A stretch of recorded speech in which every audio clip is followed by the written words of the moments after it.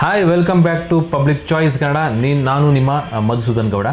Actually last ಒಂದು ವಿಡಿಯೋನ ಮಾಡಿದ್ದೆ. HSRP ಪ್ಲೇಟ್ನ ಯಾರೆಲ್ಲ ಮಾಡಿಸ್ಬೇಕು, ಯಾಕೆ ಮಾಡಿಸ್ಬೇಕು, HSRP ಪ್ಲೇಟ್ಗೂ ಮತ್ತು IND ಪ್ಲೇಟ್ಗೂ ಏನು ವ್ಯತ್ಯಾಸ, ಪ್ರತಿಯೊಂದನ್ನು ನಾನು ಲಾಸ್ಟ್ ವಿಡಿಯೋದಲ್ಲಿ ತಿಳಿಸ್ಕೊಟ್ಟಿದ್ದೆ. ಯಾರು ನೋಡಿಲ್ಲ ಅಂದರೆ ಅವರು ಈ ವಿಡಿಯೋದಲ್ಲಿ ಜೊತೆಗೆ ಡಿಸ್ಕ್ರಿಪ್ಷನ್ ಹಾಕಿರ್ತೀನಿ, ಅದ್ರ ಬಗ್ಗೆ ತಿಳ್ಕೊಳ್ಳಿ. ಯಾರು ಮಾಡಿಸ್ಬೇಕು, ಯಾಕೆ ಮಾಡಿಸ್ಬೇಕು, ಮಾಡಿಸ್ಲಿಲ್ಲ ಅಂದರೆ ಏನಾಗುತ್ತೆ ಎಲ್ಲವನ್ನು ಆ ವಿಡಿಯೋದಲ್ಲಿ ಹೇಳಿದ್ದೀನಿ.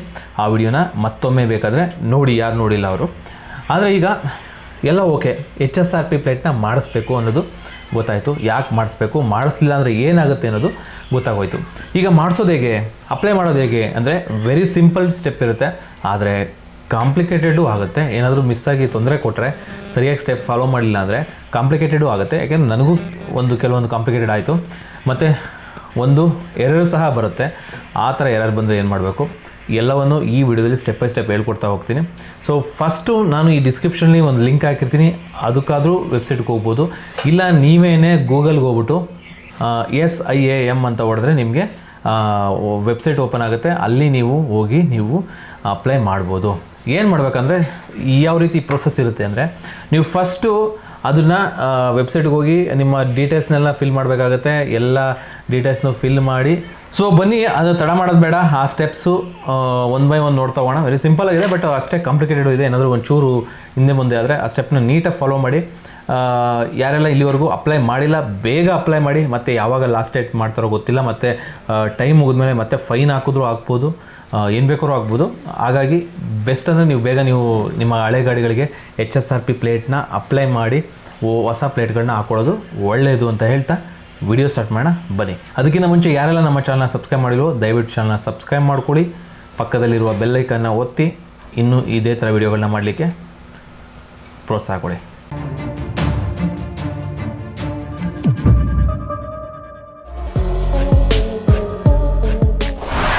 ಮೊದಲು ಇವಾಗ ಗೂಗಲ್ ಕ್ರೋಮ್ಗೆ ಹೋಗಿ SIAM ಅಂತ ಒಂದು ಟೈಪ್ ಮಾಡಿದ್ರೆ ನಿಮಗೆ ಈ ಥರ ಒಂದು ಇಂಟರ್ಫೇಸ್ ಬರುತ್ತೆ. ಇಲ್ಲಿ HSRP ರಿಜಿಸ್ಟ್ರೇಷನ್ ಅಂತ ನೀವೇನು ನೋಡ್ತಾ ಇದ್ದೀರೋ ಇದ್ರನ್ನ ನೀವು ಕ್ಲಿಕ್ ಮಾಡಬೇಕಾಗತ್ತೆ.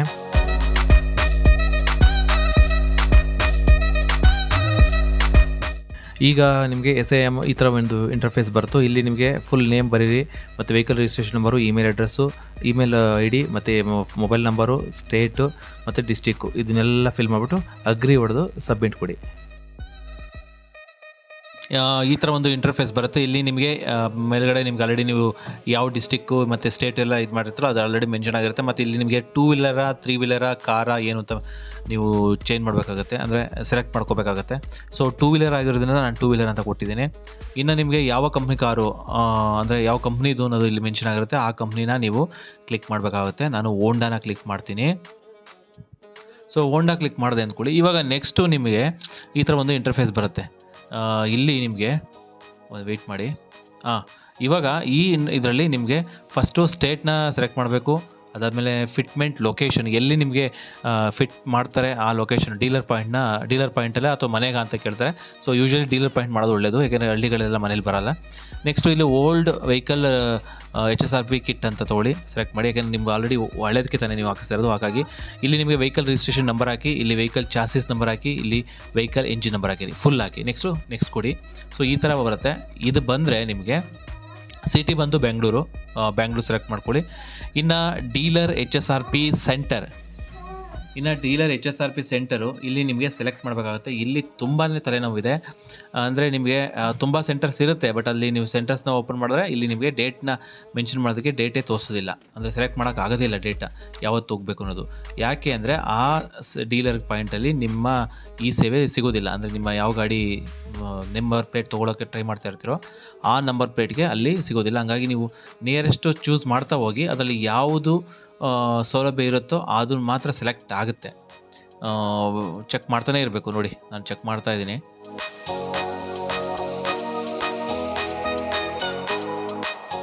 ಸೊ ಯಾವುದ್ರಲ್ಲೂ ಬರ್ತಿಲ್ಲ, ಎಲ್ಲ ಬ್ಲ್ಯಾಂಕಾಗೆ ಬರ್ತಾ ಇದೆ.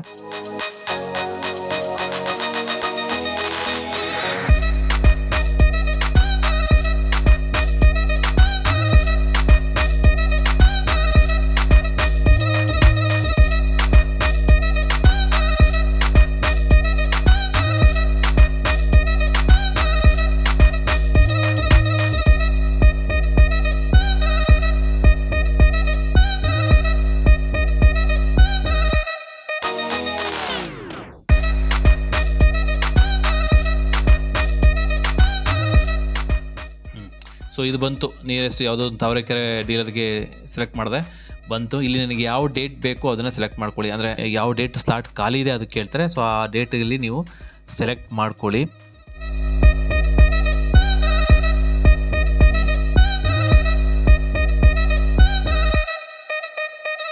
ಸೊ ನಾನೊಂದು ಡೇಟ್ನ ಸೆಲೆಕ್ಟ್ ಮಾಡ್ತಾ ಇದ್ದೀನಿ.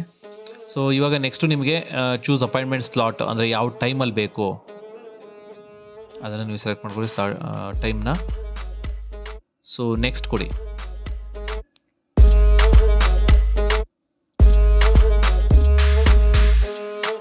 ಸೊ ನೆಕ್ಸ್ಟ್ ಇವಾಗ ಕೆಲವೊಂದು ಡೀಟೇಲ್ಸ್ ಬಂತು ಆಲ್ರೆಡಿ, ಆಯಿತಾ. ರಿಜಿಸ್ಟ್ರೇಷನ್ ಡೇಟು ಎಲ್ಲ ಬಂತು. ಮತ್ತು ಅದು ಬಿಟ್ಟರೆ ವೆಹಿಕಲ್ ಟೈಪ್ ಬಂದು ನಿಮಗೆ ಮೋಟರ್ ಸೈಕಲ್ ಕೊಡಿ, ಹೇಗೆಂದರೆ ಇದು ಬೈಕ್ ಆಗಿರೋದ್ರಿಂದ ಮೋಟರ್ ಸೈಕಲ್ನ ಕೊಡಿ.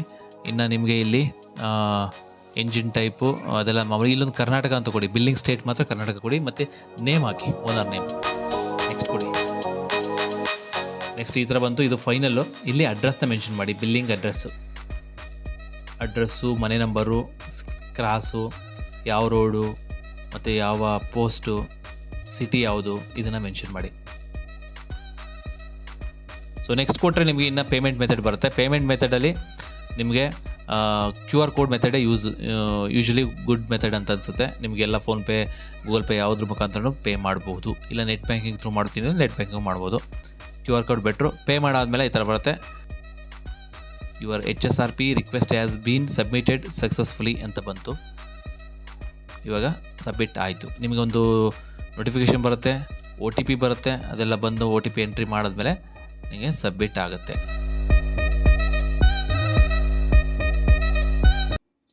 ಓಕೆ, ನೋಡಿದ್ರಲ್ಲ ಹೇಗೆ ಅಪ್ಲೈ ಮಾಡೋದು ಅಂತ ಸಿಂಪಲ್ ಪ್ರೊಸೀಜರು. ಆರಾಮ್ಸೆ ಅಪ್ಲೈ ಮಾಡ್ಕೊಳ್ಳಿ, ಬಟ್ ಬೇಗ ಅಪ್ಲೈ ಮಾಡ್ಕೊಳ್ಳಿ. ಯಾಕೆಂದರೆ ಮತ್ತೆ ಯಾವಾಗ ಲಾಸ್ಟ್ ಡೇಟ್ ಹೇಳ್ತಾರೋ ಮತ್ತು ಅದಾದಮೇಲೆ ನೆಕ್ಸ್ಟ್ ಫೈನ್ ಹಾಕೋ ಚಾನ್ಸಸ್ಸು ಇರುತ್ತೆ. ಹಾಗಾಗಿ ಬೇಗ ಅಪ್ಲೈ ಮಾಡ್ಕೊಳ್ಳಿ ಅಂತ ಹೇಳ್ತಾ ಈ ವಿಡಿಯೋನ ಇಲ್ಲಿಗೆ ಮುಗಿಸ್ತಾ ಇದ್ದೀನಿ. Thank you. ಇದುವರೆಗೂ ನಮ್ಮ ಚಾನಲ್ನ ಯಾರು ಸಬ್ಸ್ಕ್ರೈಬ್ ಮಾಡಿಲ್ವೋ ಈಗ ಸಬ್ಸ್ಕ್ರೈಬ್ ಮಾಡಿ, ಶೇರ್ ಮಾಡಿ ಆ್ಯಂಡ್ ಲೈಕ್ ಕೂಡ ಮಾಡಿ.